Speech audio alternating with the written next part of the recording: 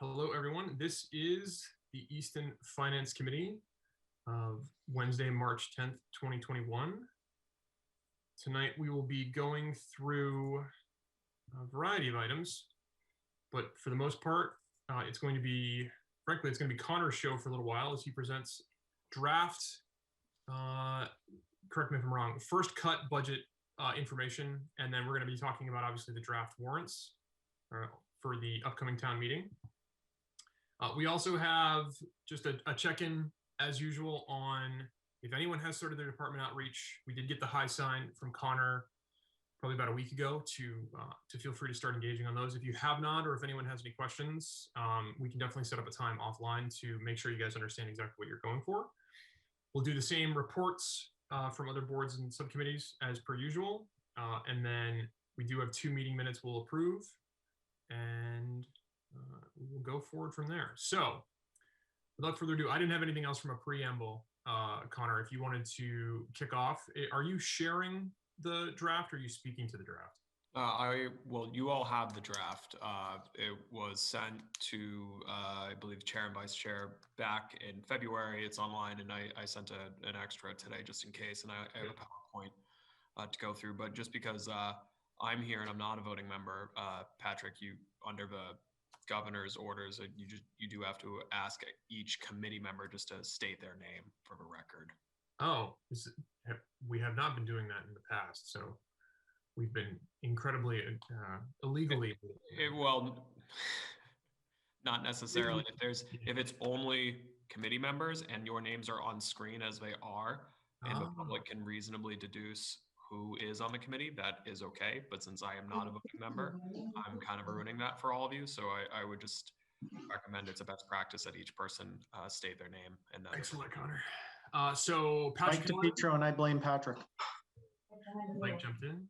Patrick Ellen, Chair of the Finance Committee. Jen, would you like to go? Jennifer Stacy, Vice Chair of the Finance Committee. I'm just going to go to the list here. Christina DiNapoli, Finance Committee member. Connor, we skip. Davis Healy, Finance Committee member. Oh, you're all moving on my screen now. I'm just going to go based on the grid. Shireen Diaz, Finance Committee member. And Timothy Vimosi, Finance Committee. And Jeremy Tamalo, Finance Committee. Is that everybody? Yes. Wait, we have another attendee. This might be Jamie. It is. Jamie's coming in.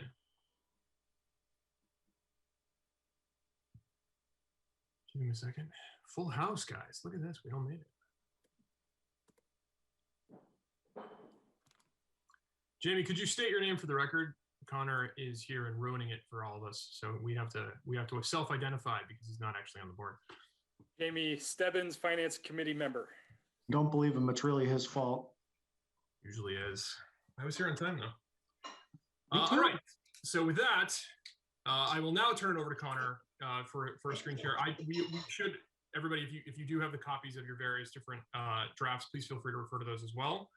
Everyone did receive them a while back, but I will hand it over to you, Connor. Take it away.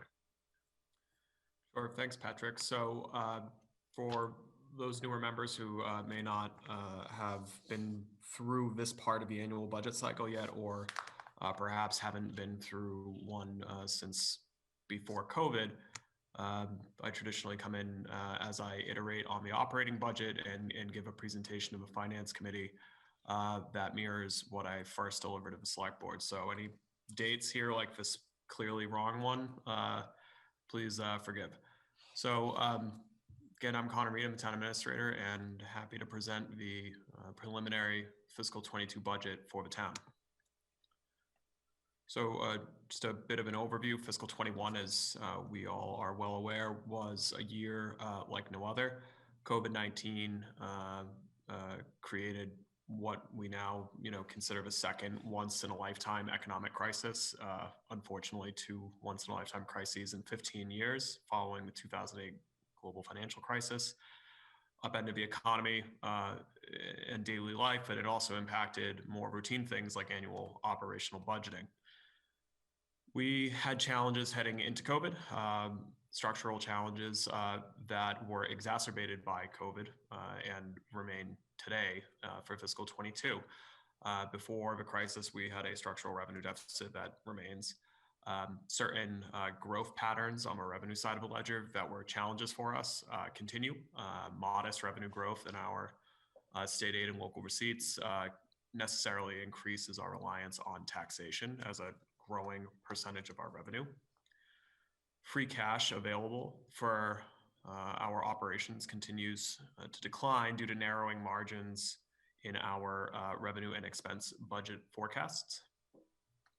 And a challenge that will be here for 22 and for quite some time beyond is that we obviously still are dealing with a good amount of unknowns about the shape of the recovery, although there was some really good news on that today from the House, and what that will do to local budgeting. Some silver lining is that the budget process last year, which was extraordinarily difficult, resulting in a lot of deep budget cuts, has actually resulted in us being on more stable fiscal footing this year at this point in the process than is typical. So what that actually looks like is we have a net result here, a preliminary budget that's projecting expenses about $93.65 million. That currently exceeds our projected revenues of $92.67 million. But it nets you a preliminary deficit of $977,000, which is obviously not nothing. But for those of you who have been on the committee for more than a few years, you know that that's actually relatively manageable and consistent with pre-COVID times. So we'll go through the revenue as quickly as I can, and then we'll get to a broad overview of expenses, and then I'm happy to take any questions from the committee. Cities and towns in Massachusetts, including Easton, are constrained in our ability to increase property tax levy each year to 2.5% of the prior year's levy plus any new growth. We have and will continue from a policy perspective to levy taxes to the extent that we're allowed under Prop 2.5. And because the only area of wiggle room within that Prop 2.5 framework is new growth, we have worked very hard in the past decade to shore that new growth category of taxation up to grow the tax base and spread out the burden.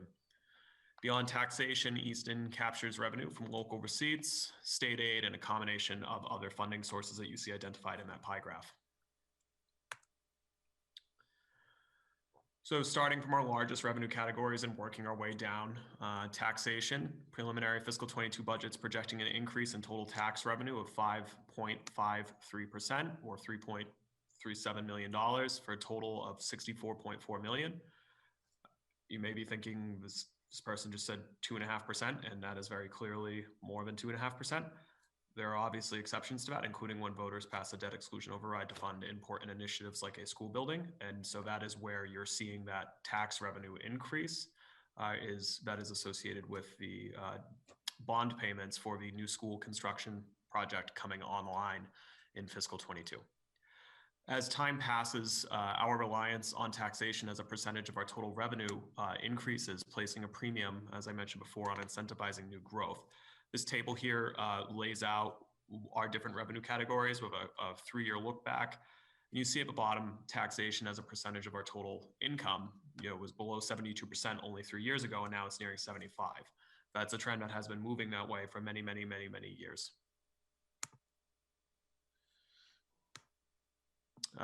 New growth, again, is the only area of the levy, of the tax levy that we have some influence over that's not capped statutorily. And so it's a critical growth area and one of the only growth areas in our revenue portfolio. Actual growth in fiscal 21 and projected growth in fiscal 22 are lower than previous years due to the economic slowdown associated with the pandemic. You'll see here fiscal 18, 19, and 20 were actually the highest levels of new growth. And I should have said by now, new growth is the taxable value of new or improved property. So if somebody builds a Starbucks or if they build a new neighborhood, that is taxable property that didn't exist before. That's what new growth is. So you can see from this graph below the new growth history that following the global financial crisis in 2008, our growth plummeted, as did most economic indicators across the board. And through a combination of broader economic recovery, as well as the town working with a deliberate policy strategy of reforming zoning and building infrastructure like sewers so people could take more advantage of the property they owned, new growth was reaching record highs in 18, 19, and 20. And then obviously the proverbial rug got pulled out from under the planet. So you see that reflected in our actual growth for 21, which is much more modest, about 700,000. And we're setting our expectations low for now for fiscal 22. We do have some projects re-entering the permit pipeline, which is great, but those things take years to go from permitting to construction to sale and then onto the tax levy. So we'll keep a close eye on this. This is an area that's also going to be significantly impacted by factors that are outside of all of our immediate control, such as the recovery from the pandemic from a public health perspective, as far as the proliferation and uptake of vaccines, as well as what types of stimulus from the federal government is adopted. And as I alluded to earlier, the American Rescue Plan did pass the House today. The president indicated he plans to sign it Friday. I'm hopeful, most economic analysis of that seem to be very, very bright for a positive impact that will have on the broader economy. So we'll keep an eye on that. It also includes direct state and municipal revenue assistance as well. So we will be keeping a close eye on that and monitoring what Easton's allocation is. Moving into state aid, the second largest category of revenue for Easton. State aid is critical because it's our second biggest revenue source, but it's also a main challenge point for us. State aid grows only marginally each year. After the 2008 global financial crisis, state aid was cut very deeply to Easton, and it took 8 years to return to pre-recession revenue levels, not adjusted for inflation. So we had an 8-year period where we were behind what we were once receiving. And that is really when you saw the town's structural revenue deficit really manifest. And even once state aid began growing again, it has done so at a very marginal rate. The Easton is what is called a minimum aid, Chapter 70 education funding community. And what that translates into is that the town of Easton, the Easton school system, which is part of the same broader budget, receives the minimum increase in state education funding allowed by law. Even under the new law, the Student Opportunity Act, the increase afforded to the town of Easton's school system is $30 per student. So we receive a roughly $100,000 annual increase for a $42 million school system that has not and continues to not be sufficient. Again, though, trying to look at the glass half full, we did anticipate cuts to state revenue in fiscal 21 based on our experience in the last recession. And thankfully, that did not materialize and we were level funded. In normal times, budgeters are not usually thrilled with getting level funded revenue, but under the circumstances, we were very appreciative of the governor and our lawmakers' efforts there. So table here you see is similar to the one you saw for taxation a few slides back. As state aid has grown at marginal rates, usually around 1% a year, which does not keep up with the cost of labor, inflation, goods, materials, et cetera, it has started to fall behind more and more as a share of our revenue. So state aid in fiscal 19 was over 16% of our revenue. Next year, it will be just above 15%. Prior to the 2008 recession, it was closer to 25% of our revenue. So you have the trends for state aid are going as a share of our revenue is doing this, and for taxation is doing this. Third largest revenue category for us is local receipts. Local receipts are composed of things like motor vehicle excise taxes, ambulance fees, local meals taxes, licenses and permits. and other sources of income. They've leveled off in recent years. They also are depending on the type, are elastic, and depending on what the economy is doing, as you can imagine, meals tax would be very difficult to project during the current fiscal year. We're still trying to see what excise taxes end up looking like. There have been some bright spots there. Building permits have been very, very good. There's been plenty of regional and national news coverage of folks who were fortunate enough not to lose their job during COVID, folks who were maybe working remotely and staring at their kitchen an awful lot compared to what they would have done. There's a lot of home remodeling and things like that. So that should be positive, but it kind of washes out, and the net, at least for now for us, is a preliminary increase projection of only 1% to this revenue category. The final area of revenue that is carried in the town's operating budget is other funds and reserves. So I've mentioned the kind of two recessions that have preceded us now since the onset of the, I need to update this slide, so you can't save a recession now without being as precise. Since the onset of the Great Recession in 2008, the subsequent cuts and stagnation of state aid that I mentioned, the town has been leaning on reserve funds, so free cash or stabilization dollars, to close that revenue deficit annually at an unsustainable rate.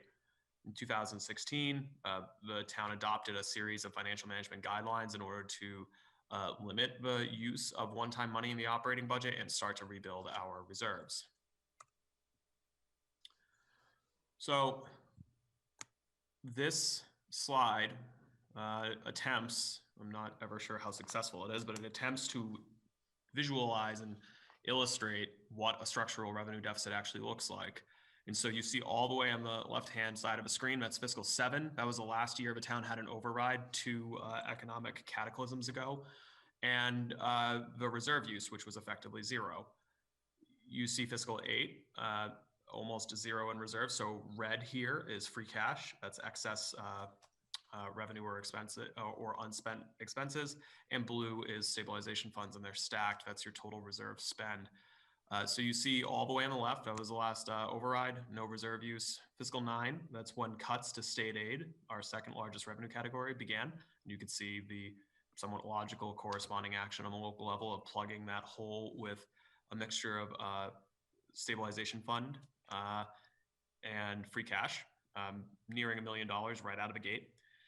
And that then continued in some form or another, and has to this day. In 2016, you see it peak at over 2 million of reserves in the operating budget. That was also a year that the community put a proposed operational override to the voters that failed.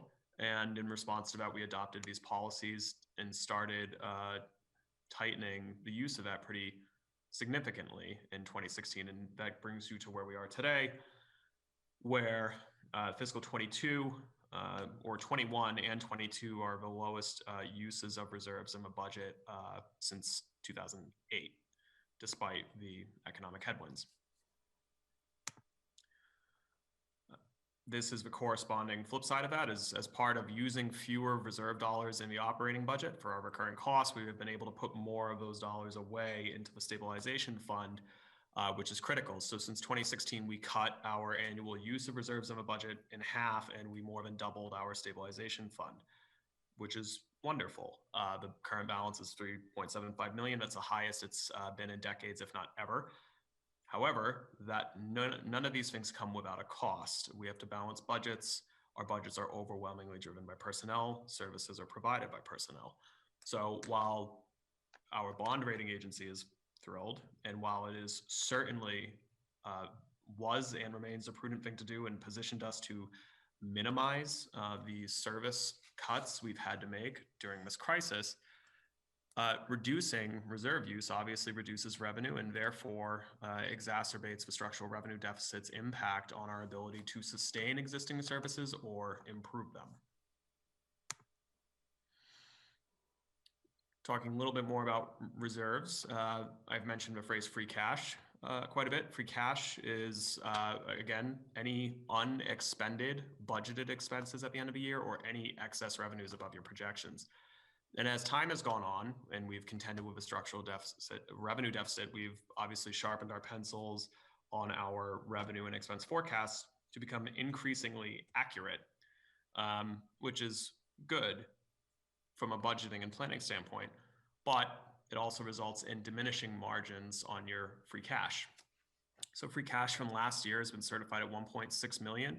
It's a decrease of roughly 191,000 from a prior year. And you can see that once we started adopting those more stringent fund balance policies and we started really sharpening our pencils and closing those margins, our free cash certifications understandably have begun to decline. This itself forces an increasingly conservative operating and capital investment level. Again, in a vacuum, not necessarily a bad thing, but services and goods cost money. So going to the other side of the ledger to look at expenditures at this point, this is preliminary, it's 10,000 foot view. We will get into department by department level specifics on April 5th and 7th with joint meetings of the Select Board and Finance Committee where the department heads will each present what they are putting forward for the coming fiscal year. Currently, you have a roughly 2.99% increase for the town government budget. So that's town offices, police, fire, public works, health, and a placeholder of 3% for the schools. That's just an illustrative figure. The schools have not put a budget forward yet. We anticipate that they'll have some more refinement in a few weeks. Obviously, their efforts are nearly solely focused right now on the state mandate to return K-5 to school. These budgets figures reflect level service and staff levels with some limited exceptions. Again, the schools is a placeholder. Most town and all school unions, there's I think roughly 15 unions between the two sides of the house. All of their contracts were set to expire this June. And traditionally you would do a negotiation that could be protracted and you ink new 3-year deals. Due to the economic uncertainty, most town unions and again all school unions have agreed to 1 year 1% cost of living adjustment extensions, which is great. That gives a lot more certainty to budget planners. So we're, myself, superintendent, are very appreciative of our labor partners for coming to the table quickly on that. They've been really, really, really good throughout this crisis. I think it's important to note that when we talk about budgets and we use language like level service, it matters what level you're talking about. And so if you say fiscal 22 is at fiscal 21 level, we need to remember that the fiscal 21 level and the fiscal 21 budget cut nearly 30 full-time equivalent job positions out of the school and town government. This was particularly impactful for the largest departments, schools, police, many clerical positions. And so entering into the economic downturn, the town had very, very well documented unfunded needs, as did the schools. We contend with a revenue deficit, and we have to balance budgets, so we just cannot meet all of those needs. Those needs existed before, they remain unfunded now. So level service or level service or level staff may sound like, oh, well, all things considered, that's quite good. And it's certainly better than cutting more like we did last year, but it's level, we're measuring from a severely cut level. So again, right now, what we're working with on the town department side is a 2.99% increase, just over a $500,000 increase for a total of $18,154,000 roughly. Easton schools, again, placeholder 3%, which is just shy of 1.3 million. That would put them at 43,912,000. Funds available for appropriation to these operating accounts are limited due to increasing fixed costs. So fixed costs are an area called out and identified on our budget summary that's in the memo you have. that are necessary costs, costs of doing business that we must pay, but that are difficult to contain. Whereas an operating cost, you can make programmatic decisions, you can contract a service out, you could reduce staff. Certain things such as your annual debt payments, employee health insurance premiums, snow and ice costs based on weather fluctuate, and you don't have direct immediate control over them. So for fiscal 22, I'm sure most people are looking at a 35% increase here and saying, what is that? And again, that is largely driven. I think 1.2 out of 1.5 of that is the associated and voter approved debt service for the Bland James Elementary School. There's a corresponding increase in revenue under that 5.5% tax levy change that matches and pays for that. So that's actually quite all right. So that's where that comes from. It's also from other debt obligations from approved capital budgets for things like sewers and vehicle fleets coming online as well. Employee health insurance, right now we're carrying a placeholder of 7%. The GIC, which is a state insurance purchasing consortium that we are member to, put out a kind of preliminary, some low and high bands. I said, the market's looking like it's going to be 5 to 7% this year. So we just plugged 7 in to be conservative. Plan by plan rates are coming out imminently. And once we get that, we'll analyze that against what our actual subscribership is. And we'll get a real number in there that will hopefully tick downward. Workers' comp, those are premiums that are assessed by our property casualty and liability insurer. And those are driven by actual claims. Snow and ice deficit right now, we're assuming a $200,000 deficit. That budget is right now spent, I think like 90+% spent, but we don't actually have a deficit yet. Hopefully a lot of days like today happen for the rest of March, and we can cut that deficit assumption in whole or in part in a budget revision. Pension assessment, that is the town's share of pension assessment for a regional retirement system. 5% is never something you want to see on a multi-million-dollar number, but that's actually an improvement. They rescheduled their actuarial tables, and that we were for many, many, many years looking at 8% increases every year. So 5 is, all things considered, an improvement. Educational assessments, those are regional schools. So Bristol County Aggie and the Southeastern Regional. Both of those, Bristol County Aggie is a pretty small actual dollar amount. We don't have many students who go there. They're also building a new school, and part of our per pupil cost is borne in that. The rest of that is a 8% estimated increase from Southeastern Regional. That will be a budget that gets presented in more detail by the superintendent of that regional school to Finance Committee and Select Board in April. So bringing it back to the summary, these are reflective of the preliminary department head requests or placeholders on the operating budget side. We have a total revenue projection of 92.67 million, total expense projection at this point of 93.65 million. That yields a deficit of just shy of $1 million. This is actually a lower number than last year's pre-coronavirus budget. So before the world turned on its head, the preliminary fiscal 21 deficit was estimated at 1.1.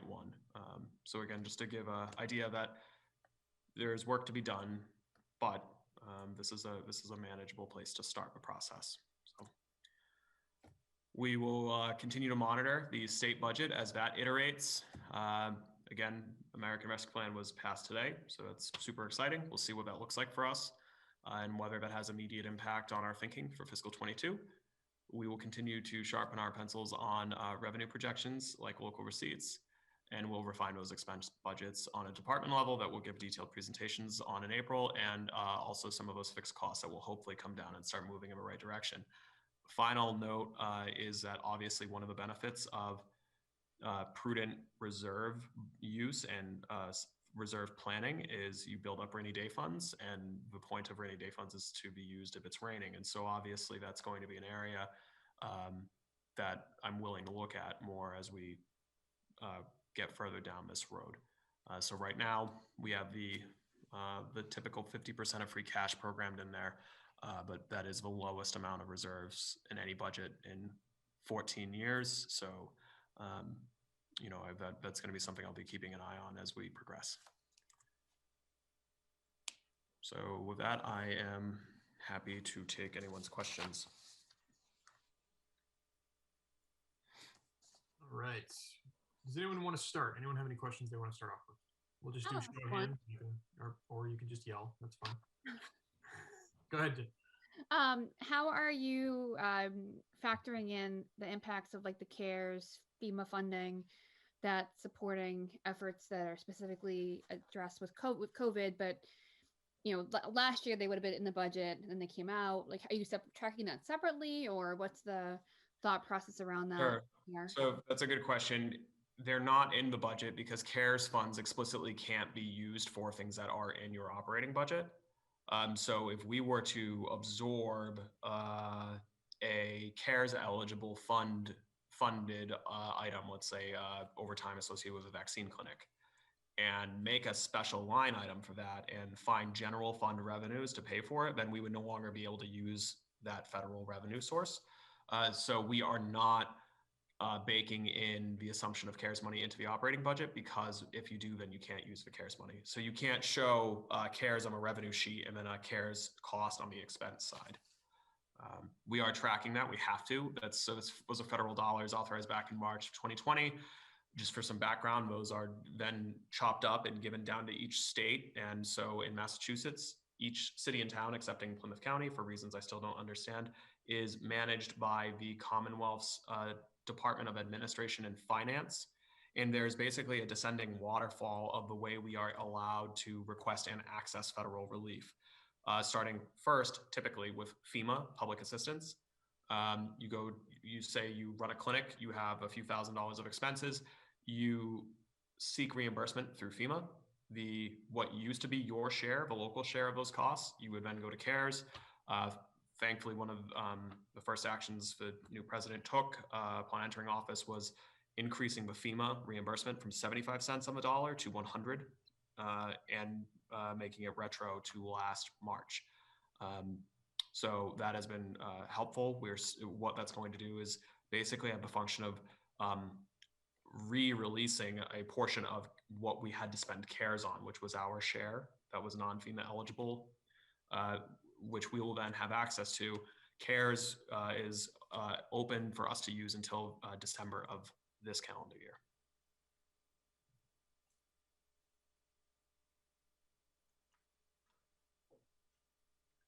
Anyone else? Jen, any follow-ups? Anyone else have a question? We'll do show of hands. I see Jamie. Go for it.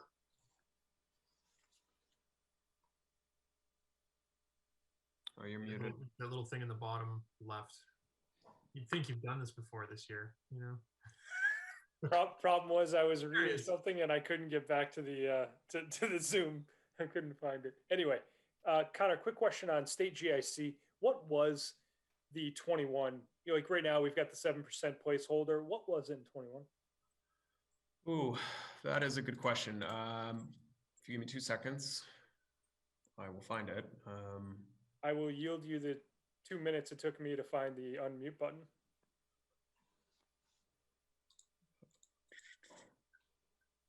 I will find that. If somebody wants to ask, I think Jeremy had his hand up.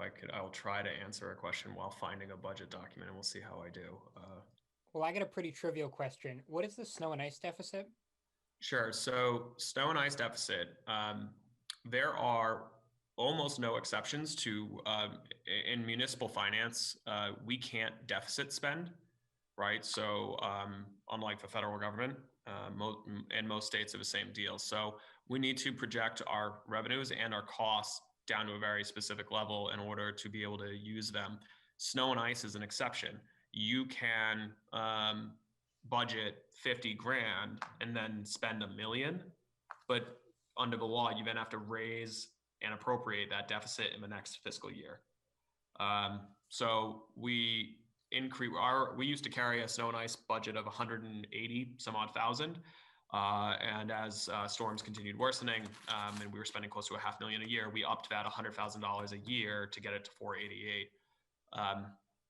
you don't want to have a snow and ice budget be too high, because once you put it in that budget, you can't touch it for anything else. So if you are super conservative and say, well, I just have a feeling, I don't know, Farmer's Almanac told me this year's going to be bad, so we're going to have a $900,000 snow and ice budget in fiscal 22, but then it doesn't snow. That's almost $1 million that's locked away that you can't use to pay teachers or firefighters or police. So typically you try to find a balance.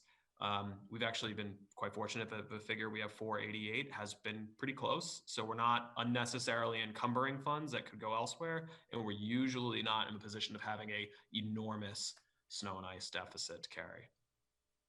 Okay, so this 200,000 is we overspent last year and now we got to pay it now? It's an estimate. We've actually not overspent yet, and Okay. hopefully we won't, but we don't control the weather. So right now, the fiscal 21 actual spend on snow and ice is like above 90% of the budget.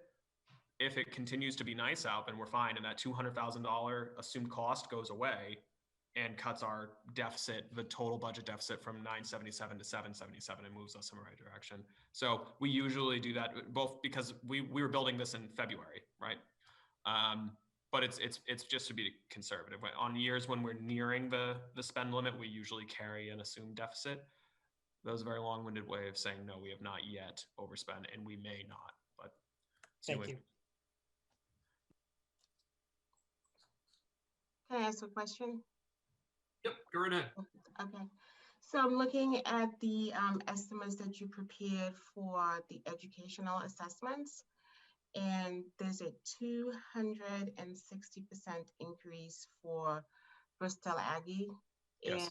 And in your presentation, you said we don't have a lot of students attending. So what accounts for that? It's a good question. So that is because Bristol County is a regional school, and so their process for approving a new school construction project here, if it's a local school like Easton, you have to go to the polls and ask voters, let's increase our taxes to pay for it.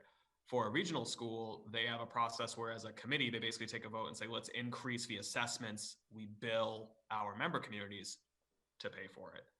So that's what that is. I think there's also a couple new students. I think we have the number of students going there is, I think, in the single digits. Like, it is very small. And so if you have like 2 or 3 kids pick to go to that school in one year, you end up with a large percent increase. So I think it's So next year is going to be lower? Like next fiscal year? It would. Will it? Well, it would depend. We don't know. I mean, kids can elect. I am admittedly not an expert in how one chooses for their child to go to a regional school or not. Okay. But it would be driven.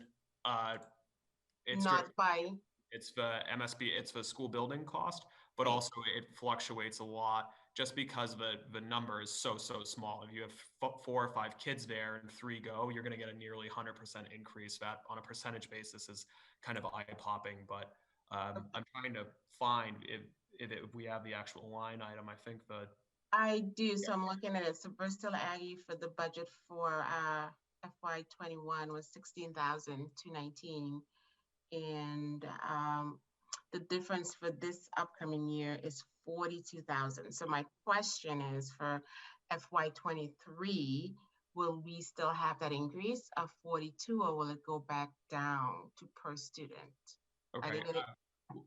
I don't know yet, but I would not count on it going down. You may see it level out. Okay. But that's I don't have a multi-year forecast from the agricultural school, but I'll ask the finance director for the presentations in April if there's that kind of look forward. Okay, great. Thank you. Thank you. So I was looking for the health insurance increases in fiscal 21. For town active members, the budget increase was 2.8. For school active employees, it was 3.9. For town retirees, it was 6.2. And for school retirees, it was 4.9. The aggregate was 4.25 for the insurance increase last year. Thank you. I have a question if no one else has one. All right. Connor, regarding the savings for the dispatch, for the change in how we're doing dispatch, Right. I've lost the presentation, of course, as soon as I actually have my question. Here it is.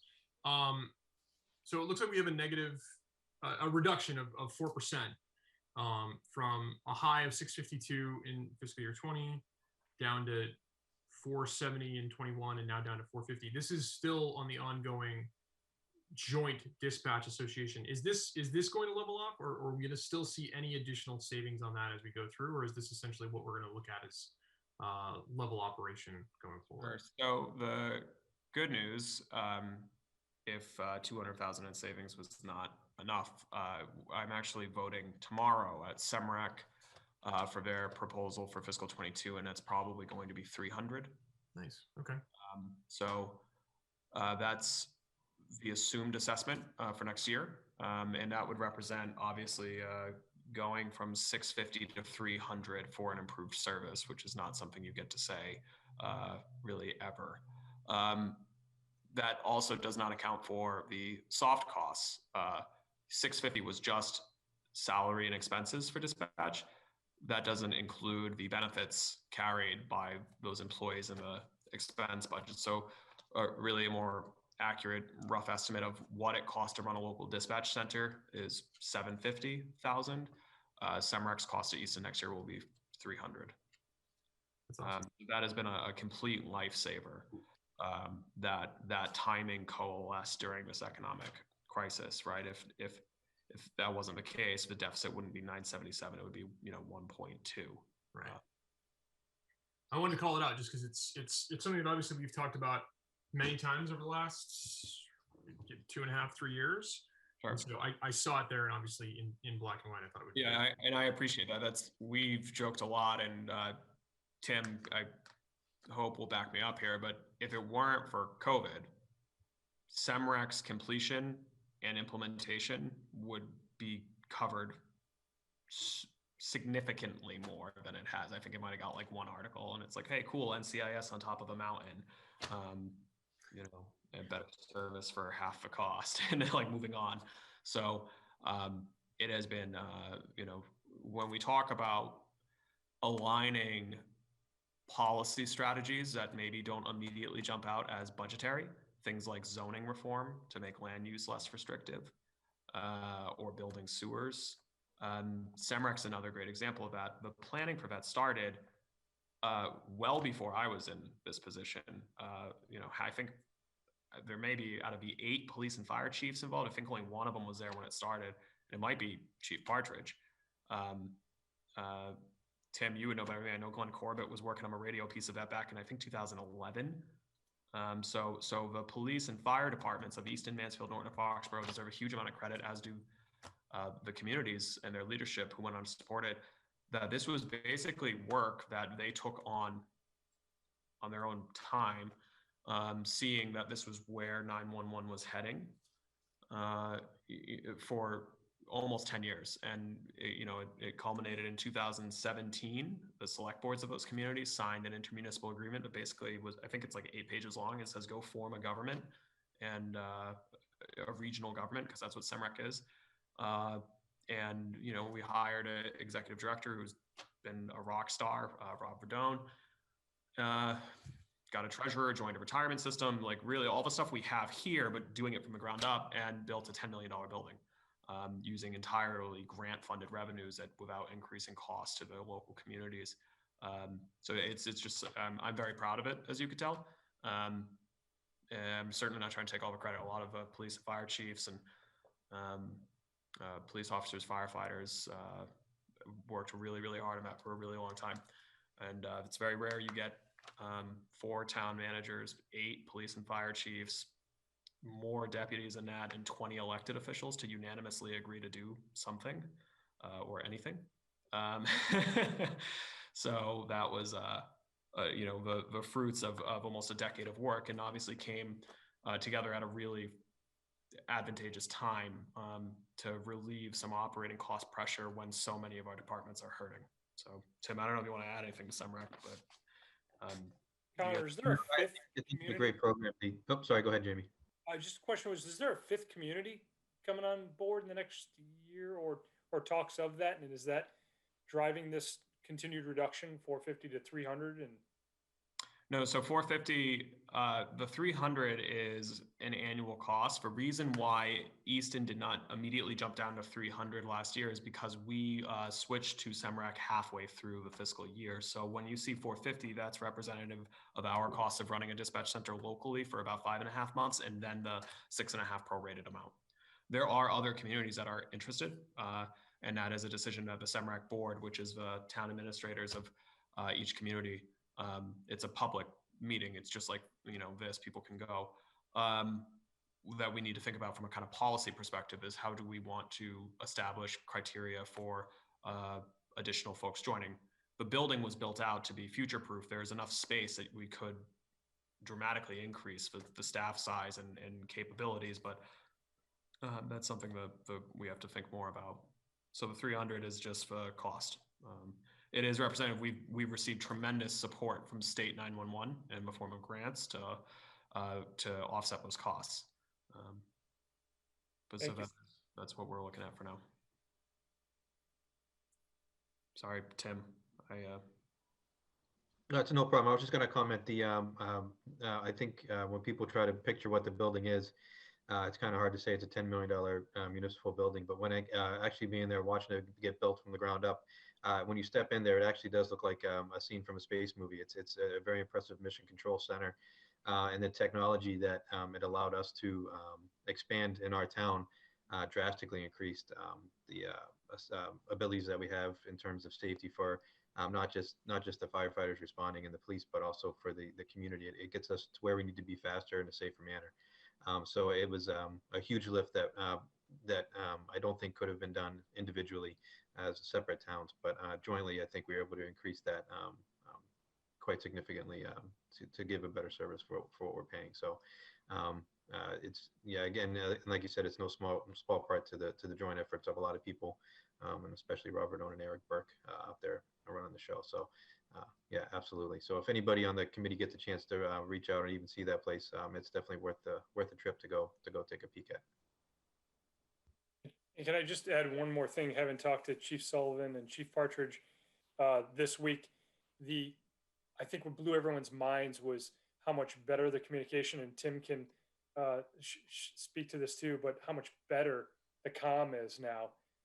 And nobody expected that, right? Here you are dislocating it further, but it's so much better and being up at one of the highest points and certainly in this part of Massachusetts.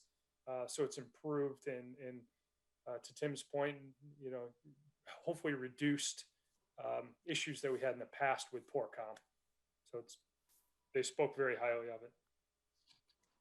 Yeah, it's kind of an interesting system. I won't get into the details of it, but in the past, it would have taken 4 or 5 phone calls to make one thing happen. We have a centralized system now, so I can make one radio call and activate 4 or 5 different systems instead of making 4 or 5 different phone calls to activate one system. It's kind of the easiest way to put it. So it's a good system. I think it has a lot of room to grow, which is fantastic, and I think it's only going to get better as time goes on. So looking forward to it.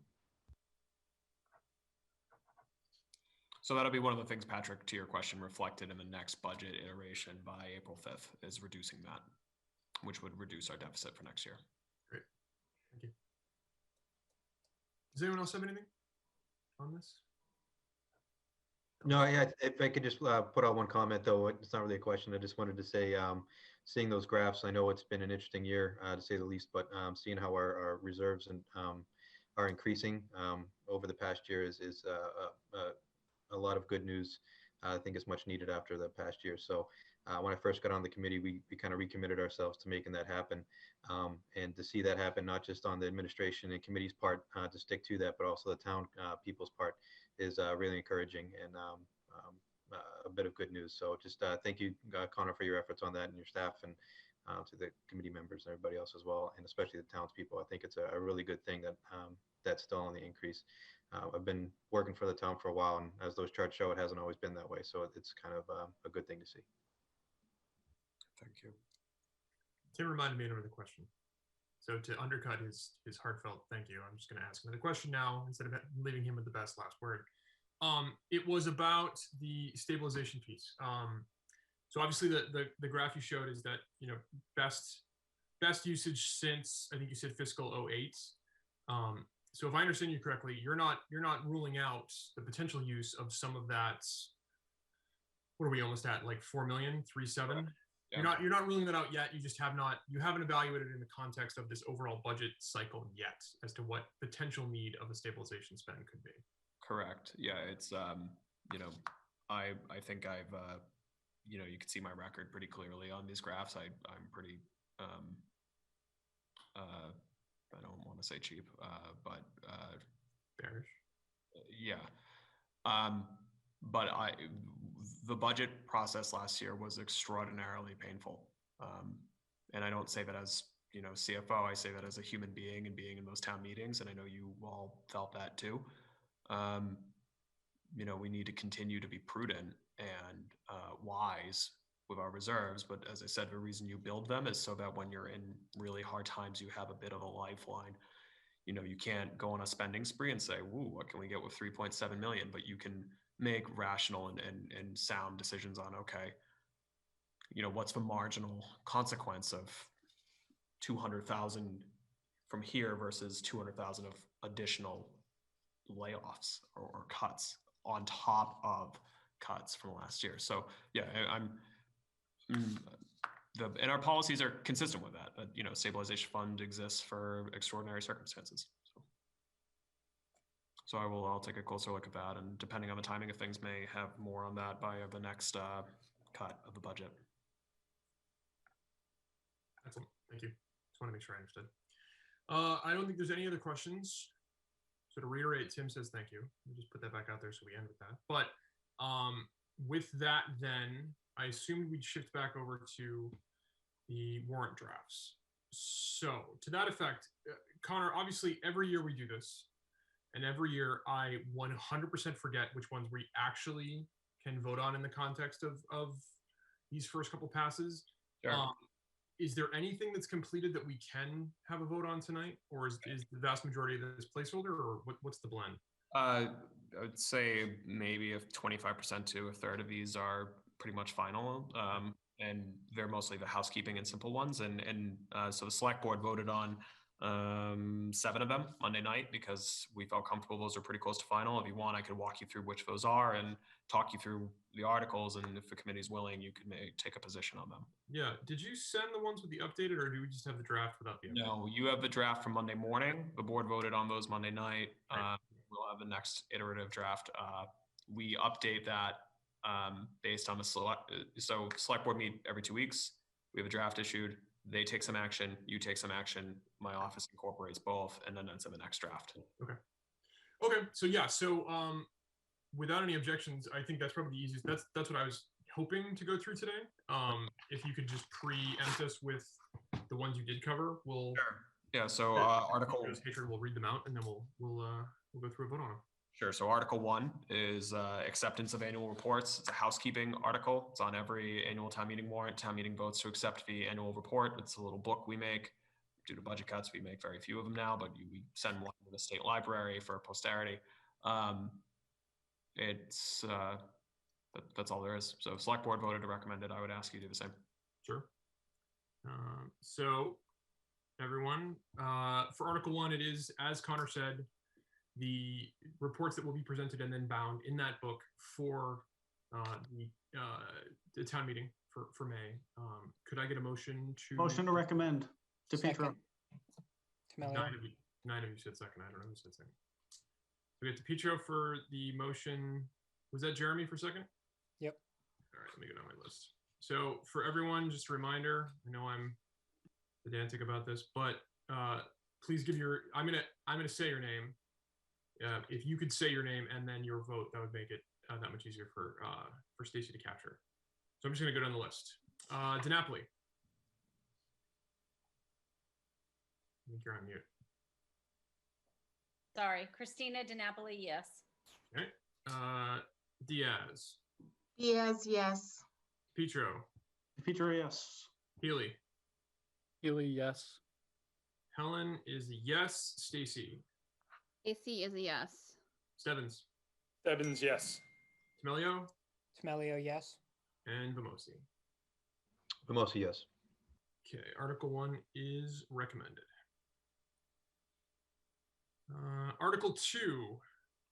Sure. Article 2 is the spending limit authorization for revolving funds. So town meeting has to set the spending limit cap on revolving funds each year. This is, there are no new funds or new amounts here. This is the same as last year. Those are the spend limits on those accounts. Actual expenses can't exceed what the intake is. So revolving accounts, you bring in things, so say like recreation programming. Even if you set the recreation revolving account limit at 50 grand, if you only bring in 5, you can't spend more than what's actually in the bank. Select board voted to recommend Monday, and I would ask you to do the same if you're willing. So the short explanation as well. Annual spending limits for all revolving funds established pursuant to Massachusetts General Law, Chapter 44, Section 53E and a half. As Connor said, expenditures cannot exceed the balance in the fund. I will take a motion, please. Motion to recommend Depetro. D'Amelio, second. As you're on the ball tonight. DiNapoli, Christina, yes. Diaz, Diaz, yes. Petro, Depetro, yes. Healy, Healy, yes. Helen is a yes. Stacy, Stacy, yes. Stebbins, Stebbins, yes. D'Amelio, D'Amelio, yes. and Vamosi. Vamosi, yes. Excellent, excellent. Alrighty. Article 3, elected officials compensation. Short town meeting has to set the compensation for these elected officials each year. This is identical to last year and probably every year for a very, very long time. The select board voted to recommend. Pretty Motion to recommend There Depetro. it is. Jeremy, Second, D'Amelio. there you go. DiNapoli, Christina, yes. Diaz, Diaz, yes. Petro, Depetro, yes. Healy, Healy, yes. Helen is a yes. Stacy, Stacy, yes. Stebbins, Stebbins, yes. D'Amelio, D'Amelio, yes. and Vamosi. Vamosi is yes. Thank you. Alrighty, Article 4, payment of bills from a prior fiscal year. Is this is the placeholder that we bring up at town meeting, I believe? Correct. It's placeholder, no action needed at this time. There are no bills that qualify for this at the time. Thank you. Article 5 for supplement fiscal year 2021 budget. Same placeholder, no supplements needed at this time, but that could change between now and close of the year. If it does, we'll let you know. Thank you. Article 6, transfer to OPEB trust fund. So it's a placeholder at this time. OPEB is other post-employment benefits. That is the actuarial liability for future costs of our share of retiree health benefits. We have an OPEB trust fund. There's some, I think, nominal 6-figure number in there. Right now, we have this on the agenda. In the event we can put some amount in, but we don't know yet. Right. Okay. Article 7, 2022 operating budget. Not final, so. Moving right along. Article 8, the septic loan program. So the explanation on this is incomplete. So you don't need to take action, but it's the same article. This almost is a placeholder at this point. We have the septic betterment loan program. It's administered by the Board of Health. Folks who have certain qualifying costs can borrow at low interest rates through the local Board of Health to do things like replace or repair their septic tank or pay to connect into a public sewer. But I don't have any of the program specifics, so I don't feel it's right for me to ask you to take a position. You are free to, of course, at this point. The only question I had on that is that has there been any other, so I guess the question would be, obviously the septic side of it, but from a septic replacement and thus connection to a sewer system, this was obviously, we've seen this before, obviously with the sewer project. Has there been any new connection that's come out of that would require this to be approved, or is this just an ongoing? So yeah, the language is confusing because it's called a betterment program, and sewer tax liens are called betterments, but these are actually separate things. Okay. So this is, town meeting has to authorize the amount of loans we're allowed to administer. So you see the request here is for $1 million. Right. I think we've administered somewhere between 2 and 4 million total. And there is just increased demand still because this qualifies for folks either replacing and repairing a septic, not tying into a sewer, or folks who tie into a sewer. Obviously, the town is still overwhelmingly septic, and as if any of you have one, know those can get really expensive to fix. This gives homeowners a low interest way to do so. So it's a very popular program. So we come back to town meeting on a annual or almost biannual basis to request additional borrowing authorizations. But again, I don't know what the exact amount lent so far is. So it's being paid. The fund is in good order. But if you want to take position tonight, great. If not, at one of the other nights, we'll have more detail. I mean, the additional detail is just filling in some blanks, right? It's not. It doesn't fundamentally change what the program is. It's a program you've all recommended every other time, I believe. Right, exactly. On that note, I make a motion to recommend this. Can I have a second? Look at you guys just running through the gamut here. Put my list down. My God. All right, let's go through it. DiNapoli. DiNapoli, yes. Diaz. Yes, no, because I'm new and wanted to get more historical information. Is this the right place to say that? Absolutely. We will not shun you nor throw eggs at your house. That comes from different things, but that's fine. No for you. DePietro. DePietro, yes. Healy. Healy abstain. Abstain. You guys are making me complicated now. Is this going to be another DePietro moment like we did the other time? No, so my parents just got a septic tank put in, so I don't know if they use the loan program, but there's a potential conflict. So got it. Okay. I am a yes. Stacy. Stacy, yes. Stebbins. Stebbins, yes. Tamelio. Tamelio, yes. And Bamosi. Vamosi's yes. Okay, so that carries. We have 1 no and 1 abstain. Okay. That might be the most controversial one we've ever voted on. That's not true, but we won't go into it. I still have nightmares. Let's just move right along. Where are we? We're on number 9. Previously authorized debt. Is this Before we go to number 9, who can I chat with to get some more information about it? So my no is just really on, I need more information. And I'll get the once I get it, I'll send you the program details as far as number of loans that have been originated, their repayment status, how many people we've helped out. I'd be happy to just if you shoot me an email tonight, I'll get that for you. Okay, great. Thank you. Thanks, Connor. Number 9 is rescind previously authorized debt. Sure. So this is basically financial housekeeping. We have 130,000 and change of borrowing capacity on the books that we don't need because the purpose of the borrowing has been completed, and this is excess. Sure. So town meeting needs to vote in order to rescind that and take it off of our books. Select board recommended Monday night. I would ask you do the same. Motion to recommend DePietro. Second, Tamelio. DiNapoli. Yes. DiNapoli, yes. Diaz. Yes, yes. DePietro. DePietro, yes. Healy. Healy, yes. Helen, I'm a yes. Stacy. Stacy, yes. Stebbins. Stebbins, yes. Tamelio. Tamelio, yes. And Bamosi. Vamosi's yes. Yes. All right. Capital budget is 10. Obviously,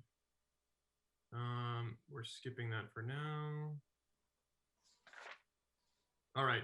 11. Article 11, amendment of code to reflect change in Easton Historical Commission public hearing advertising requirement. I'm not going to read. This is a big one. I'm not going to read it. I assumed, Connor, if I could rely on you, is this something that the select board voted on? No, not yet. This is a first draft. I think it may be final, but this is a type of bylaw the planning director would usually speak to along with zoning changes. I think the explanation is that it's just basically changing where we post hearings, but I have not reviewed it with the select board. So yeah, okay. That I wanted to, if we don't need to dive into the 4 paragraphs of it yet, because obviously we'll have someone that will be able to do probably a deeper dive and when we get into those meetings, we'll just move right along. Article 12, approval of sewer treatment agreement with Quesad Commons. So as you may recall, one of the 3 sewers we built in recent years is on 138. It's tied into the Quesad Commons treatment plant. The sewer collection system and pumping infrastructure is public and funded through betterments. The plant where the waste is treated is privately owned and operated.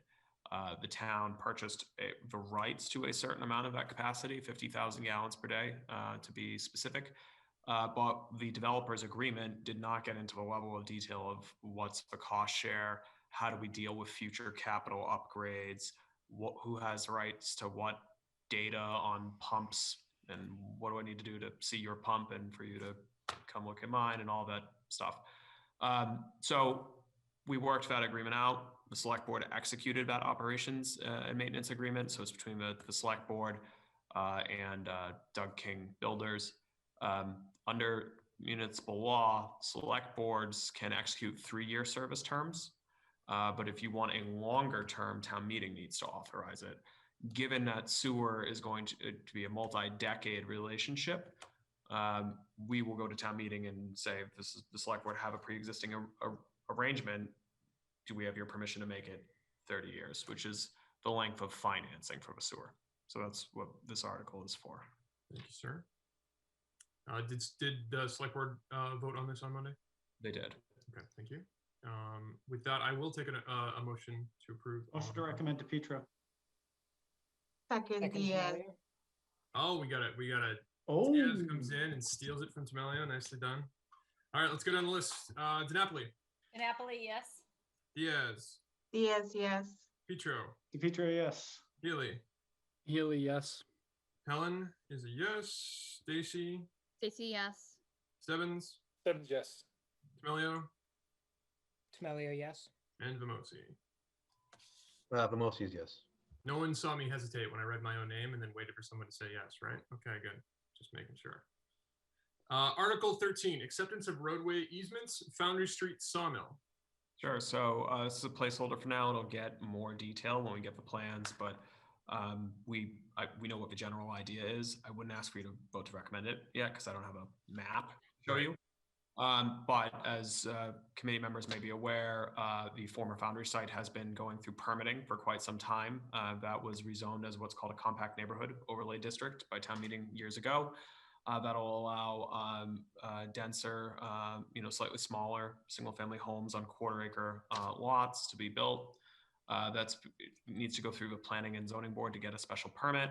Part of that project, so you're looking at roughly 44 units, is that they will need to make some improvements to the road so that the traffic impacts are mitigated. Monday night, the select board executed a memorandum of agreement with that developer that stipulates that assuming it gets through permitting with Concom and the planning board and proceeds, that the developer will design and construct at his cost a traffic light at Quanticut and Foundry, which if any of you drive there ever, I hope that's some good news. We're excited about it. Part of that is that there may need to be some other intersection improvements, including widening, and we are working with the developer to ensure that if Foundry Street needs to get wider, that it does so on the southern side on his property, not other folks. And even though that's being done cooperatively, town meeting would need to accept those easements. So that's what this placeholder is for. And so timeline for additional details, obviously pre-town meeting for intents purposes, but It's the goal. Right, we'll cross the finger. But in the meantime, if we get the additional data, this one struck me as one that this might require a impromptu meeting to do a recommendation on it. If it's from a timeline standpoint, I don't know what you're looking at as far as timing. So the developer's agreement stipulates that they will make reasonable effort to have detailed design in order to be on the warrant for this town meeting. That's very ambitious. Nothing bad happens if they don't meet that, and we'll know, I think, with enough time, but we would just pull the article during your normal review, and we would put it on for fall. But no, I wouldn't ask you all to make yourself available at 7:30 on a work night for this, because if all else fails, if the map comes in on 2 wheels, you can look at it the night of town meeting and make a decision. Right, that's what I was thinking. Yeah. Okay. Jeremy, you have your digital hand up. Yeah, I know you said it. Who was the developer? The developer is, I mean, the agreement's with an LLC, Sawmill. That's being developed by Rick Lincoln and Conoco. Okay, thank you.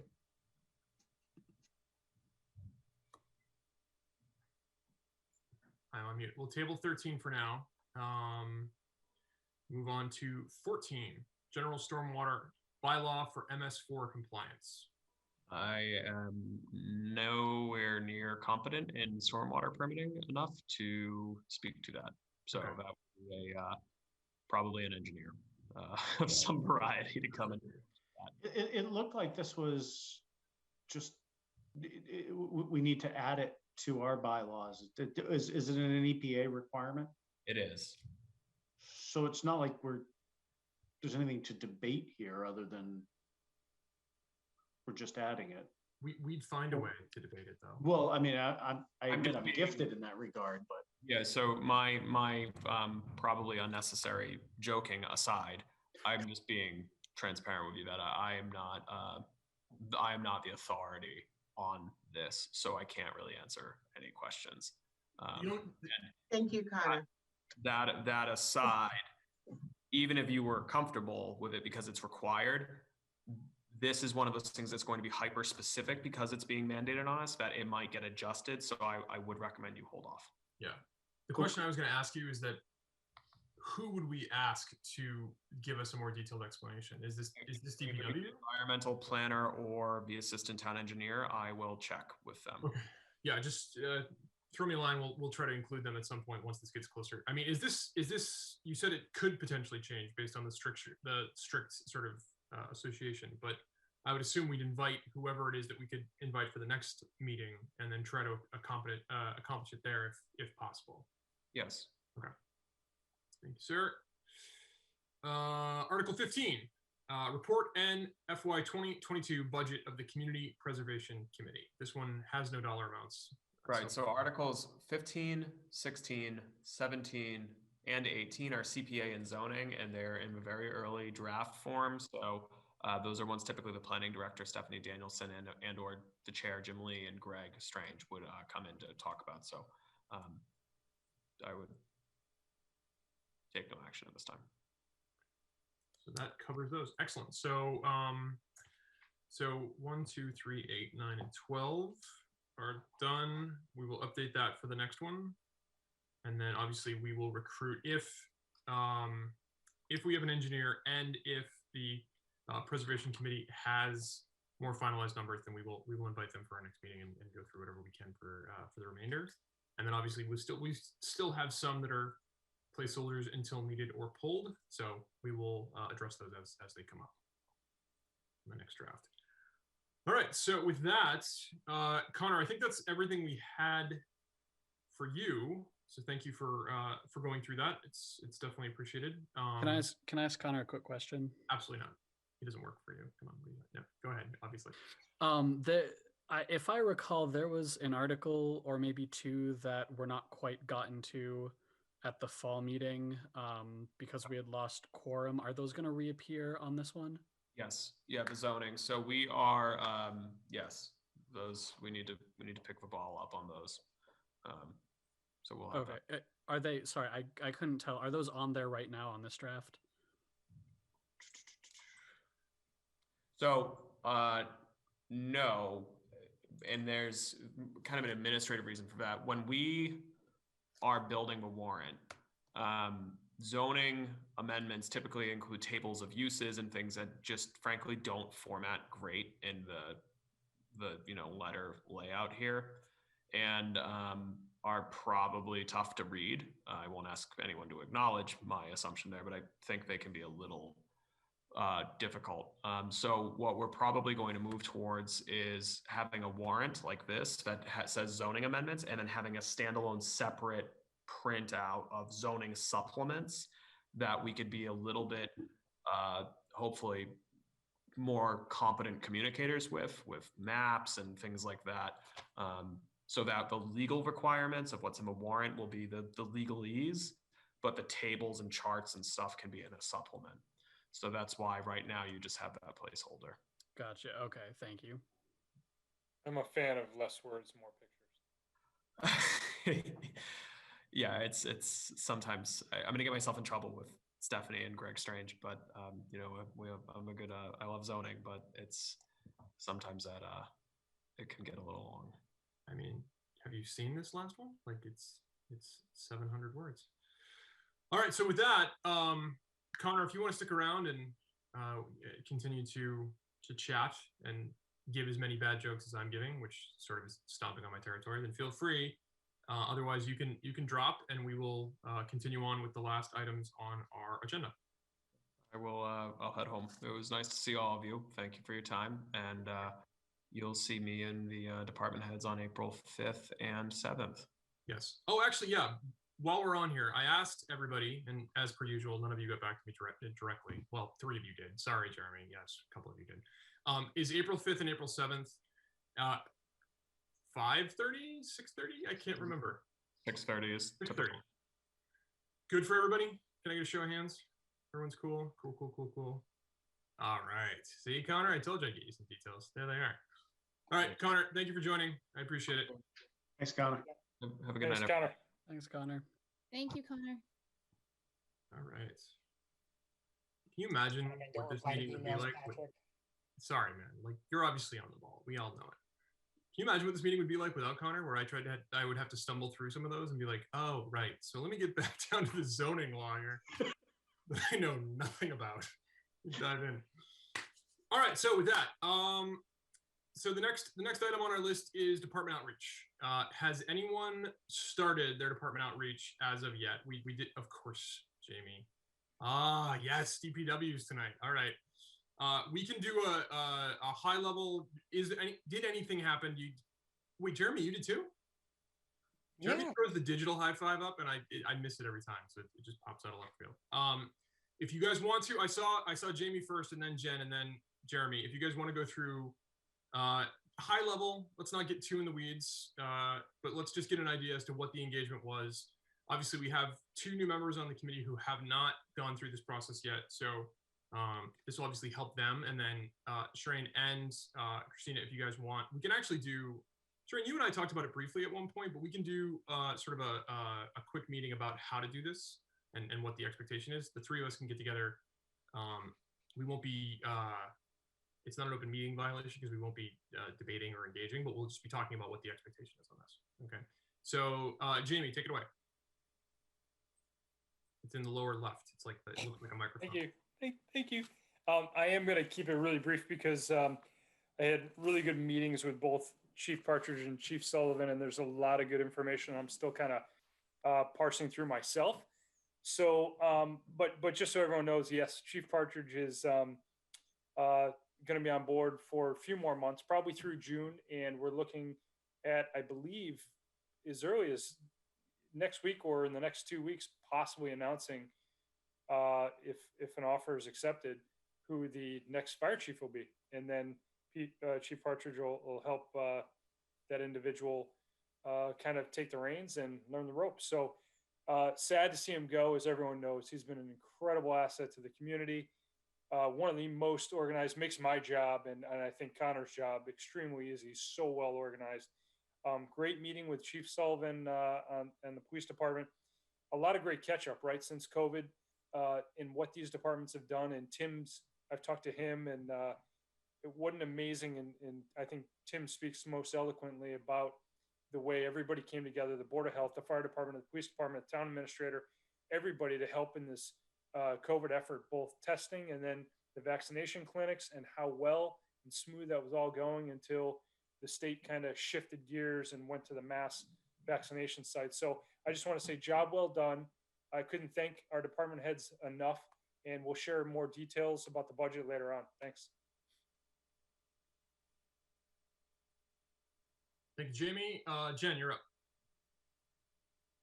Snow and All right, I'm looking for my notes for my discussion with Dave, and of course I can't find them, but I'm going to go with my memory here, because for the most part, there's nothing dramatic that changed. And so Dave and I met last Thursday for about a 15-minute phone call, and he's going to be walking everybody through the DPW budget on the 5th or 7th when we have those meetings. So you'll get to hear kind of the big picture and the details on DPW. For the most part, there was nothing dramatic in their budget. Basically, his work has been focused on putting back in some of the cuts they had made last year, but like back to Connor's statement about service level, everything is otherwise pretty service level. So we're talking about $60,000 there. He's looking to reallocate back into his budget. They're still extremely strained with few resources. One kind of example he gave was that at the current state of affairs, the DPW staff are operating, they were able to respond to 200, I forget the time period, 200 PM, so preventative maintenance, the tickets, but there's a backlog of 9,000.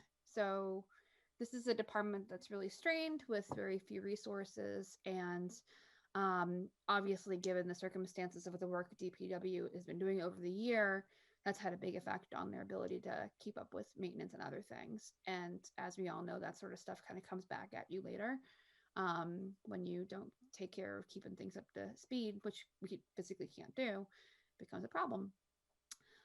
He also mentioned the $200,000 potential budget placeholder for the overspend on the snow and ice budget. So just being prudent there. And as Connor said tonight, as of right now, that's not spent. So we should be in pretty good shape. Hopefully there's no more events, but hey, it's New England and it's March and we've had some wacky things happen and it's 2021. So I'm going to stop right there with that. Let me find the snow and ice numbers. I do have an email from him about that. It's the moment we've been waiting for. Thought Connor was going to steal your thunder, yeah. It was getting close there. Hold on one second and I'll get the report up.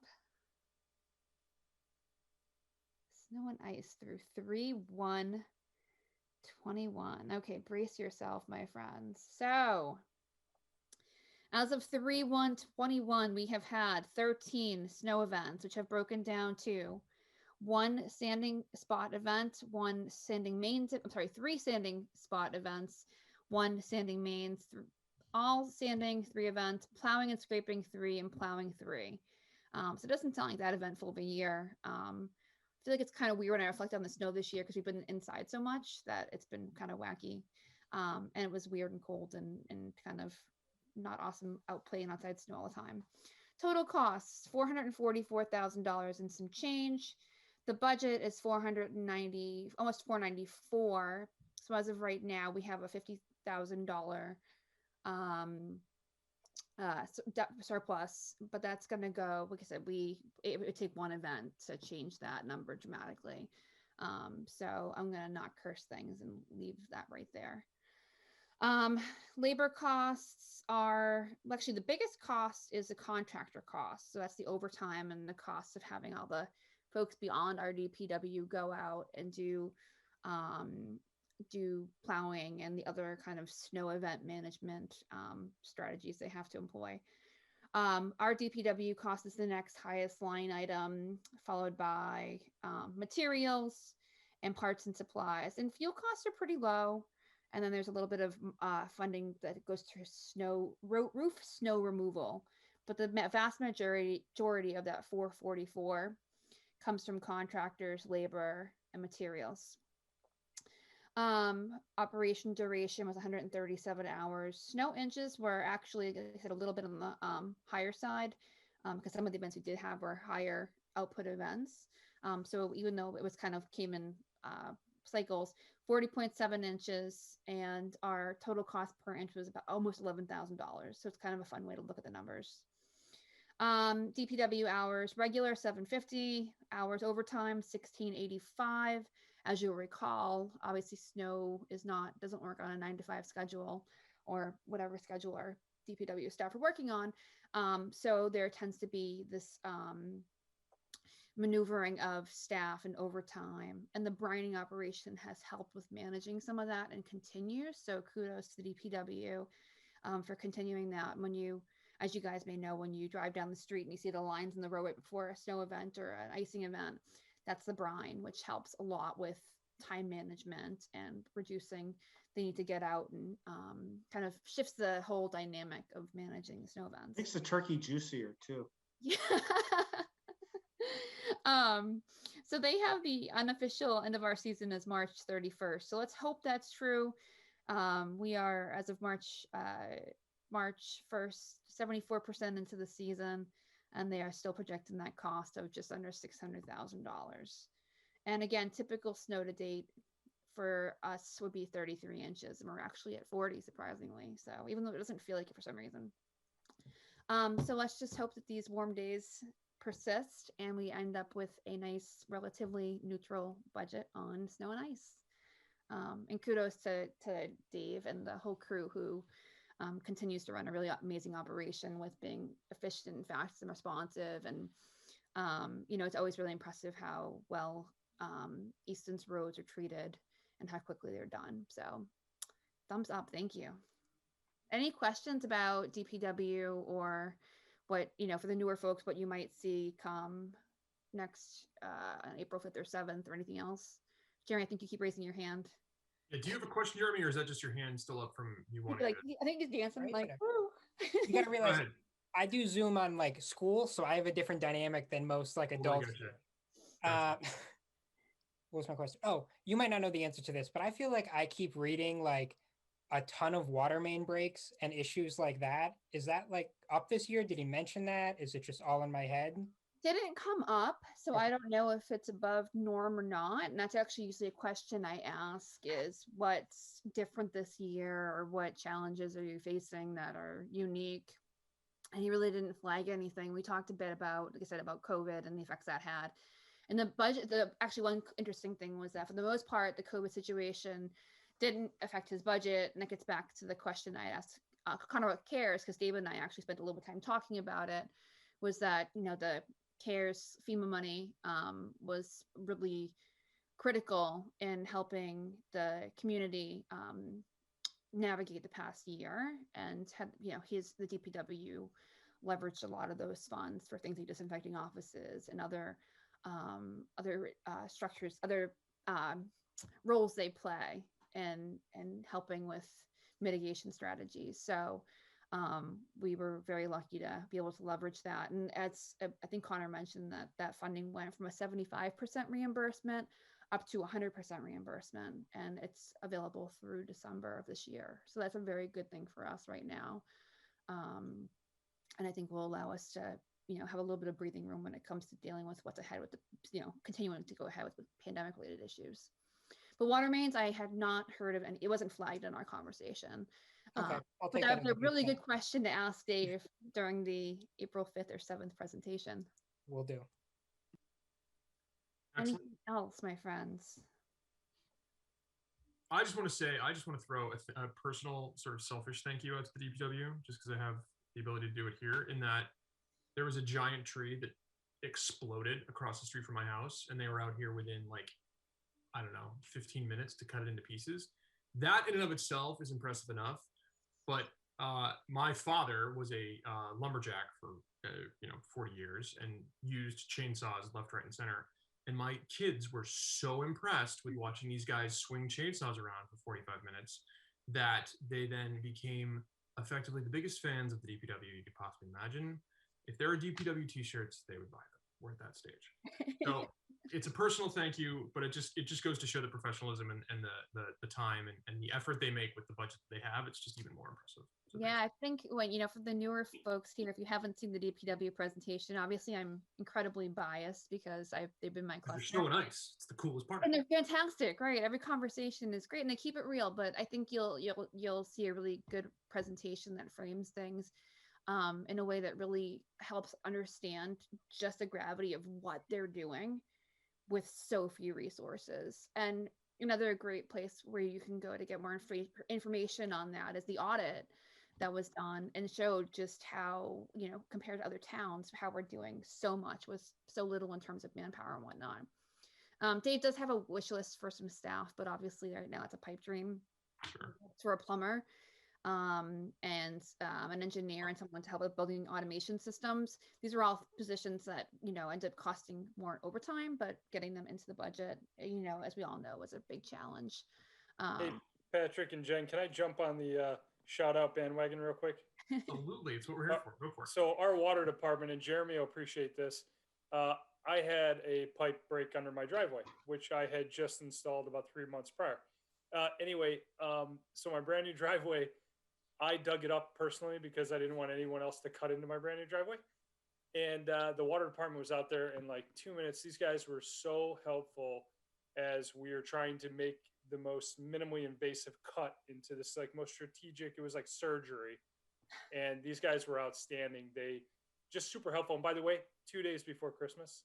So Merry Christmas. When most would have been, on vacation that week or whatever. No, they're out there helping me and just like guiding me and making sure I came out as unscathed as possible. So shout out to the water department. Great job.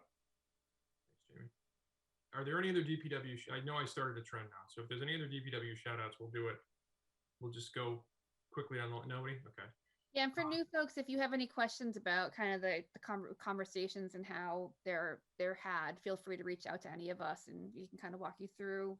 Yes, so Jen. Christina asked me right when we were kicking off, and I figured Shreen would enjoy it as well, or benefit from it as well. Is effectively like a quick snapshot training on exactly what we're doing, like the basis behind this, how we're getting about it, and just giving them the tools necessary to then reach out to those departments.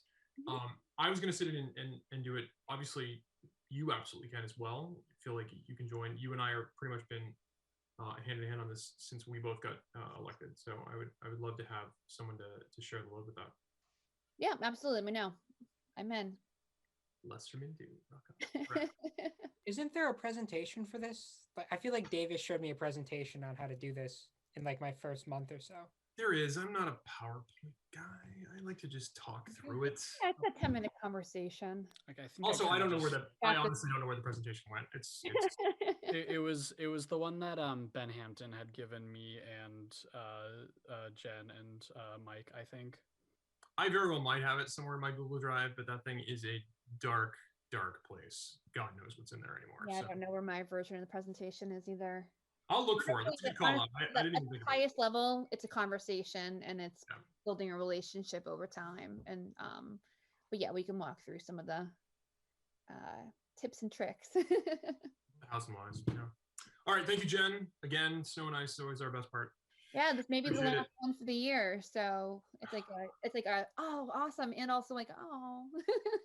And when it goes away. Jeremy, on to you for your department conversation. So I contacted Danielle Sicard, our town clerk, and it's not a whole lot.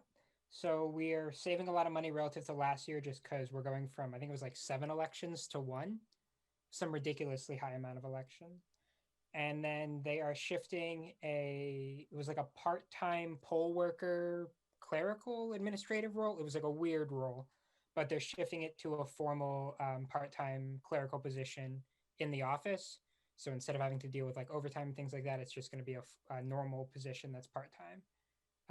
And that will help the town invest in this new like voter expansion if we're going to keep this vote by mail permanent, things like that. So it's kind of assisting with that trend that they see coming. And that is it for the town clerk.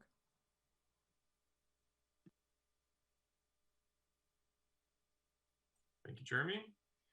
All right, so with that, no one else has talked yet, right? Excellent. Okay. So let's move on to, actually, before we move on, does everyone, we've done this a couple times, I just want to make sure everyone remembers. Does everyone have access to the department list, your departments? Because I shared it a couple times. I want to make sure I didn't miss anybody. Okay. So we'll put a pin in going back and just having an offline conversation about exactly what the expectations are. And then we'll come back to that probably at our next meeting as well. Reports from other boards, committees, and subcommittees. Jamie, do you want to do a quick snapshot?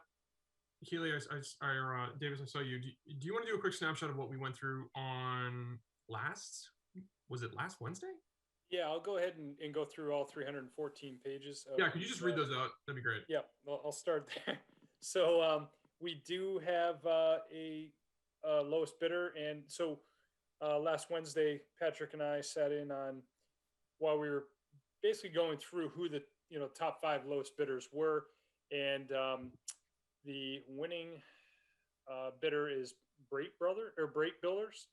Correct. And just so everyone knows, they've got an excellent rapport. They're, our teams, both PMA, Perkins Eastman did a great job. PMA really did the vetting, and there were some 11th hour discoveries of the lowest bidder. So we went with the second lowest bidder. There's a 1% difference between those two, but it's important just so everyone knows it was well vetted by everyone individually. So nobody really had prior knowledge. We received this 314 page. So we weren't really joking. It was about 3 hours before the meeting. There was 314 pages to kind of comb through, and a lot of information. We can probably share it another time. But anyway, we're excited. We should be breaking ground later this month. So for all those folks who are looking forward to this new school being built, as I think we all are, and not to mention the incredible cost avoidance for the town and putting to rest these 1950s and early 60s buildings, it's coming soon. So everything is on track right now, and it looks like construction. And the other thing, and I don't have the numbers in front of me, maybe Patrick does, but we've come in well under budget, and we've been able to make a couple of changes that we kind of took out and put back in for better materials for the building itself. So that's really big. If he's looking at those numbers, I'm going to yield my time. I don't think I have it offhand because I closed out of it when I pulled up the department assignments. So I don't, but It's just shy of 11 million. good job. But to your point, yeah. So great example is like with a high traffic area of like the cafeteria and the surrounding environment. What we originally were budgeting to go with linoleum, right? Very, very durable, but definitely a replacement necessity after a certain number of years. We're instead going with a harder tile, or we've included that as part of the bid process here to do just that. We've seen some cost savings, and now we're going to try to implement that in a way that keeps the building off of DPW's pick list for as long as possible, for instance. Jamie, thank you. That was great. Davis, I think you had your hand up. Yeah. Yep. So we had a capital planning committee meeting last Wednesday as well. And at that meeting, the fire department, police department, and IT department presented their capital requests. Unsurprisingly, they're all pretty much in line with the past really several years where, at this point, realistically, they're just asking for like replacements of the stuff they need to do, their very basic jobs. So the police department's looking for 2 cruisers to cycle in, and then they want to replace their animal handling vehicle. I think that Chief Partridge's biggest priorities are replacing one of the engines, engine 14, as well as getting, the best way to describe it is they're almost like dishwashers for the firefighters, like the equipment they wear. They put it in and close it and it washes it. And the whole reason is that when you go into a scenario, a lot of the material that can get on your gear can, if it stays there over the long term, it can be really dangerous to your health. And so basically they're looking for these cleaning units to make sure that the firefighters can really just, get all of that off of their gear really thoroughly. And then IT, they're doing their typical cycling of equipment. And I figured all you kind of Salesforce tech nerds on the committee would appreciate that. They're also looking to pay the one-time fee associated with updating their Exchange server to Exchange 2019, which they find will be cheaper than entering into like a monthly contract for similar services. And so, yeah, that was the capital planning meeting. Yeah, so real quick on budget. We met last night, had a good conversation, which closely resembled the conversation that we had tonight, unsurprisingly. And probably the chief thing that come out of that is that given everything going on right now, that we won't be doing on the 5th and the 7th, sort of an independent budget subcommittee presentation there.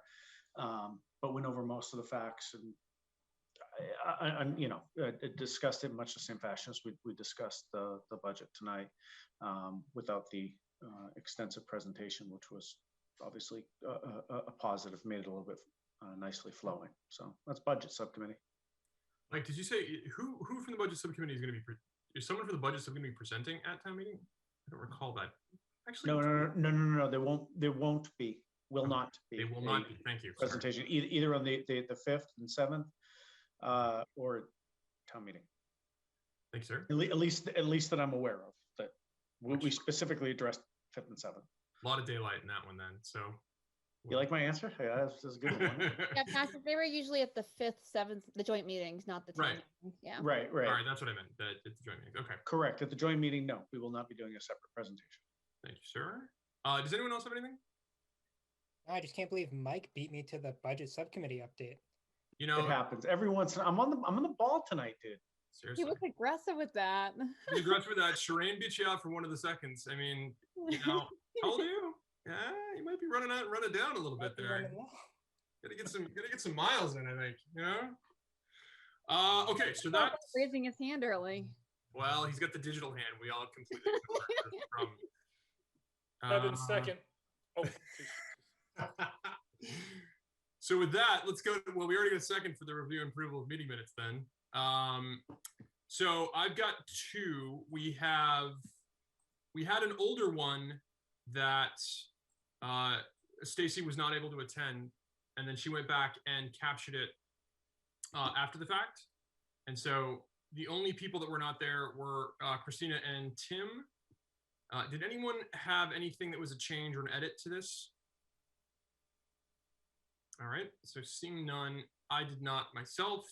I will take a motion to approve the Finance Committee meeting minutes from November 10th, 2020. Motion to approve those. Second, Tamelio. Oh, we got there. Look at that. See, he's coming back. All right, where's my list? DiNapoli. DiNapoli, yes. Diaz. Yes. DePietro. Petro, yes. Healy. Healy, yes. I'm a yes. Stacy. Stacy, yes. Stebbins. Stebbins, yes. Melio. Melio, yes. And Ramosi. Abstain. Okay. That's the 10th. Now let's do the 13th, January 13th.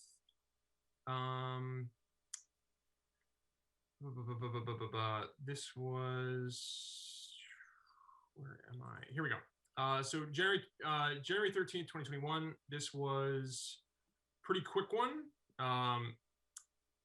Does anyone have any edits or changes to this one?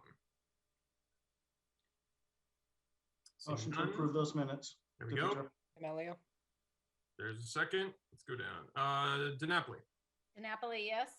Yes. DePietro, yes. Look at this. Healy, yes. Here we go. I'm a yes. Stacy, yes. Jamie. Stebbins, abstain. Abstain. Tamelio, yes. And Vamosi. Yes, Vamosi, yes. Vamosi, yes. Excellent. All right, so that's meeting minutes. I think we're caught up. We have obviously the ones that will come out of this. Just FYI for everyone, the meeting minutes for the joint meetings in April, we typically do not capture those. So we will probably, I don't remember if we voted on them in the past. I don't believe we have, but TBD. With that, any committee member comments? Anyone have anything to share? Tim. Yeah, I just want to make a quick comment on the schools. I haven't had a chance to, partially my own fault, to meet up with the superintendent, Dr. Cabral. We just had some trouble getting our schedules together. Again, mostly on my fault on that. So I think it's no secret that the schools are under a little bit of pressure over these last few weeks and the next few weeks. And I just wanted to, I look forward to their presentation in April. It's been, I'm a military guy, so when I say it's been a moving target, this has been multiple targets that are moving at different speeds at different times. And even while we're sitting in this meeting, my phone was pinging with new requirements from DESE and Department of Local Services for the schools to meet. I appreciate the efforts that the school committee and Dr. Cabral's office have been making. I appreciate the patience of the townspeople while we go through this time and getting to those goals. I think it's fair to allow her office just a little bit more time to kind of get to where we need to go. I know the numbers are changing we were talking today about CARES funding and the new Relief Act coming out as well. So those are going to change our budget numbers as we move forward there as well. So I think there's going to be a lot going on in the next couple of weeks. So I appreciate you guys' patience. I know I appreciate their efforts, and I wouldn't want to take away any of Dr. Cabral's presentation coming up in April, because she always does a very thorough and fantastic job. So, and Shireen, I will reach out to you. I would still like to meet with the heads of all the schools. I know we said we'd do that together, so I'll try to reach out to you if you're available Friday, if that works. And because we have to set up multiple days of multiple meetings with multiple departments and multiple people. So that also includes the school committee on that as well. So just so you're familiar with that, usually we meet with the chair of the school committee and Dr. Cabral at the same time. And sometimes the assistant superintendent jumps in there as well. So there's a lot of people for that one. And then for the regional schools, it's usually it would be just us and the superintendent. So, and both of those ones, I know we talked a little bit about it tonight. They both actually have construction projects going on. So I know you brought that up earlier, Shireen, about some of the changing numbers there. So I know that their student attendance has increased on both sides for both regional schools, but unfortunately I don't have those exact figures yet. So with any luck, we'll have those by the next couple of weeks. But again, just a shout out to the school committee and the administrative offices on what they're doing there, and the townspeople for their patience as we get through this very interesting few months as we make adjustments again. So that's it for my comments. Thank you. Yeah. Anyone else? I only have one small piece of business before we close. So for those of you, for the newer people on the board that have not been through the the combination meeting with the select board and the finance committee, effectively just as an expectation, it is similar to what Conor went through tonight. It's just broken out into individual department budgets, right? So that it's much more hyper focused on a micro level as opposed to the macro that he just went through. They will call out the various different things like he did about the ongoing difficulties, right? Backlog, as Jen alluded to. The school piece obviously takes a significant amount of that time, and that's why we break it up into 2 nights, just because there's so many different budget departments that are going to go through. Uma from the library typically brings us stuff to play with, which is usually the high point of the entire thing. So look out for that. But overall, 2 days, it's relatively interactive. There are some procedural things that I've absolutely forgotten since the last time we've done it. So we'll be learning while we do it, and then I'll forget them again next year. So it'll be great.